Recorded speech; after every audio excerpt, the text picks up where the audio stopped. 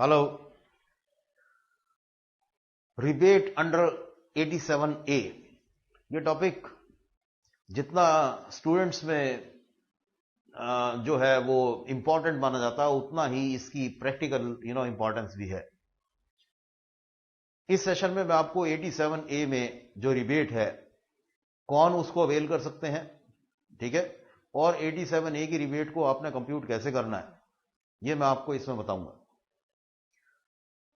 Board पे आपके सामने इनकम टैक्स के रेट्स लिखे हुए हैं और नीचे 87A की रिबेट के बारे में बात की हुई है, ठीक है। स्लैब रेट्स ऊपर आपके सामने आया हुआ है इंडिविजुअल के केस में जो कि बिलो 60 इयर्स हैं, ठीक है, और नीचे आपके सामने 87A की रिबेट दी हुई है। प्राइमरली मैं फोकस करूंगा 87A की रिबेट को।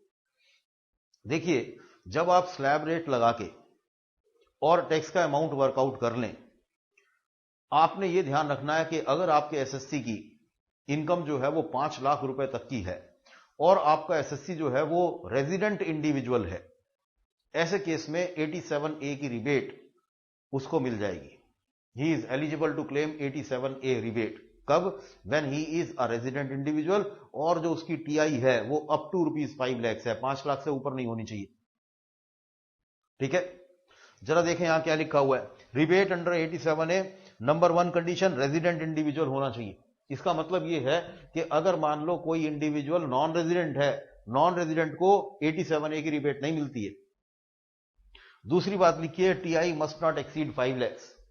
इस रेजिडेंट इंडिविजुअल की जो टीआई टोटल इनकम है वो 5 लाख तक की होनी चाहिए, इससे ऊपर की नहीं हो, ठीक है। और थर्ड है कि 87A की जो रिबेट है वो कितनी, उसकी क्वांटम क्या है, उसका अमाउंट कैसे निकालना है। तो उसका अमाउंट जो है वो एक फॉर्मूले से दिया हुआ है और वो ये है कि 100% of the tax computed by applying slab rate. वो जो जैसे स्लैब रेट ऊपर अप्लाई करके टैक्स निकाल रखा है ना, ऐसे स्लैब रेट लगा के देख लो कितना टैक्स बन रहा है, वो टैक्स का अमाउंट ले लो और 12,500 ये अमाउंट आपको प्रोविजन में ही लिख के दिया हुआ है, 87A में लिखा है, और 12,500 whichever is less would be the amount of rebate under 87A. 100% of tax computed by applying slab rates or 12,500 whichever is lower would be the amount of rebate जो आपका एसएससी यहां अवेल कर सकता है। जब हम बुक्स में इसको पढ़ते हैं, बुक्स में लिखा होता है tax 100% of tax liability. Tax liability यहां वर्ड लिखना गलत है। क्यों? क्योंकि टैक्स लायबिलिटी जब हम निकालते हैं उसमें टैक्स के साथ में सरचार्ज अगर एप्लीकेबल है, उसके अलावा मार्जिनल रिलीफ अगर एप्लीकेबल है वो उसका भी एडजस्टमेंट करना होता है, उसके बाद में सेस जोड़ना होता है, तब जाके आपकी टैक्स लायबिलिटी बनती है। लेकिन यहां पर हमने टैक्स का वो अमाउंट लेना है जिसके ऊपर अभी आपने सिर्फ स्लैब रेट अप्लाई किया हुआ है, ठीक है। स्लैब रेट अप्लाई करके जो टैक्स का अमाउंट आया, सिर्फ वो जो अमाउंट है वो आपने लेना है, वो अमाउंट और 12,500 whichever is lower would be the amount of rebate under 87A।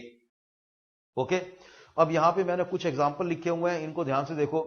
ये आपका एसएससी है एक्स, इसकी टीआई है 4.5 लाख रुपए की और ये रेजिडेंट इंडिविजुअल है, ठीक है। 4.5 लाख पे टैक्स कैसे लगाएंगे? स्लैब रेट अप्लाई करो, शुरू के 2.5 लाख रुपए तक नील।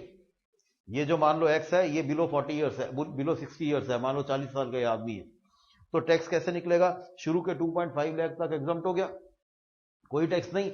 अगले 2 लाख रुपए के ऊपर 5% का टैक्स रेट आया और 5% का टैक्स रेट 2 लाख पे अगर आप लगाएंगे तो अमाउंट बनेगा 10,000 रुपए, ठीक है। अब क्योंकि ये रेजिडेंट इंडिविजुअल है, 5 लाख से कम की टीआई है, इसका मतलब he is eligible to claim 87A rebate. तो हमने लिखा less 87A rebate under 87A। कितनी मिलेगी? या तो जो टैक्स आपने वर्कआउट किया, जो 10,000 रुपए वर्कआउट किए, और 12,500 whichever is less।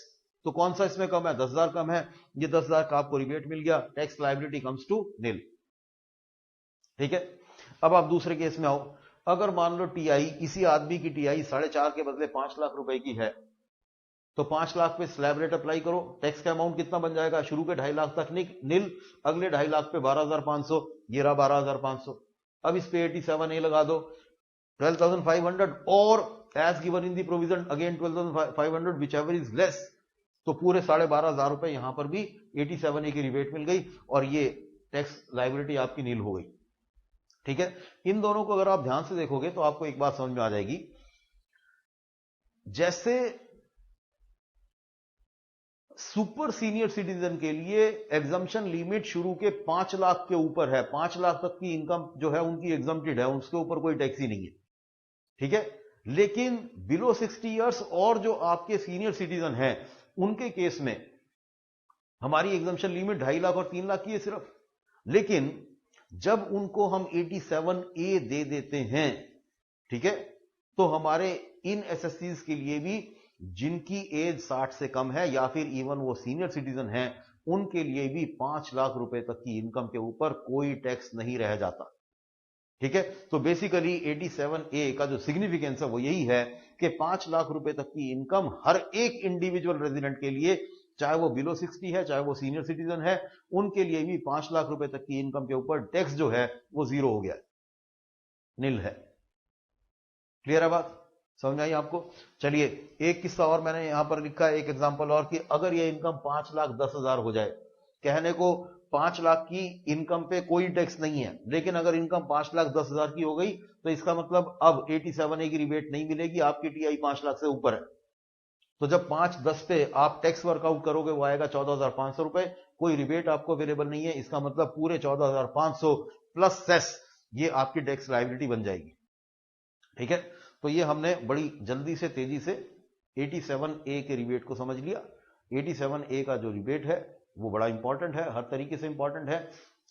जो बातें याद रखने की है वो लिखी हुई है, एग्जाम्पल भी आपके सामने किया हुआ है। क्या याद रखना है, एक और मेन बात फिर रिपीट कर रहा हूं, अगर यहां पर आपका ये एसएससी नॉन रेजिडेंट होता तो 87A की रिबेट नहीं मिलती और 10,000 का उस पर टैक्स बनता, 10,000 प्लस सेस, ओके। तो नॉन रेजिडेंट को ये अलाउड नहीं है, सिर्फ रेजिडेंट इंडिविजुअल को अलाउड ये है, ना एचयूएफ को अलाउड है, ना किसी और एंटिटी को अलाउड है, only and only resident individual, okay. That was 87A, thank you.